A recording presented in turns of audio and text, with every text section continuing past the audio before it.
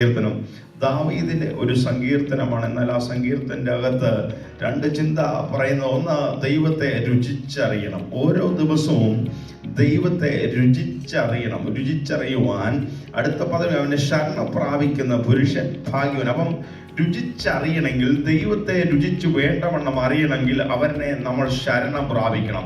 when we are depending upon him, നമ്മൾ എന്തിനും ഏതിനും ദൈവത്തിൽ ആശ്രയിക്കുമ്പോൾ, അല്ലെ ഒരു കാര്യത്തിൽ നമ്മൾ എന്തിനാണ് ഒരു മനുഷ്യനിൽ ആശ്രയിക്കുമ്പോൾ നമ്മൾ അവന്റെ സ്വഭാവം രുചിച്ചറിയുകയാണ്. നമ്മൾ ഒരു മനുഷ്യനോട് ഒരു ഹെൽപ്പ് ചോദിച്ചാൽ, നമുക്ക് വേണ്ടുന്ന കാര്യങ്ങൾ ഒരു ഹെൽപ്പ് ചോദിച്ചാൽ അവൻ നമ്മൾ ചോദിക്കുമ്പോൾ, അവനെ ഡിപ്പെൻഡ് ചെയ്യുമ്പോൾ അവനെ നമ്മൾ രുചിച്ചറിയണം. അവന്റെ സ്വഭാവം, അവന്റെ ക്യാരക്ടർ, അവൻ എങ്ങനെയുള്ളവനാണെന്ന് നമ്മൾ രുചിച്ചറിയുകയാണ്. അതുകൊണ്ട് ഇന്ന് പൽക്കാലം ദൈവ സങ്കീർത്തനക്കാരൻ അവൻ സ്തോത്രം പറയുക, നീ ദൈവത്തെ ഡിപ്പെൻഡ് ചെയ്യണം. നീ ദൈവത്തെ ശരണം പ്രാപിക്കുമ്പോൾ അവനെ രുചിച്ചറിയുകയാണ്. ഇന്ന് പൽക്കാലം ഒരു ദൈവ പൈതലിനെ സംബന്ധിച്ച് അവനെ വേണ്ടുന്നത്ര രുചിച്ചറിയും. ഓരോ ദിനവും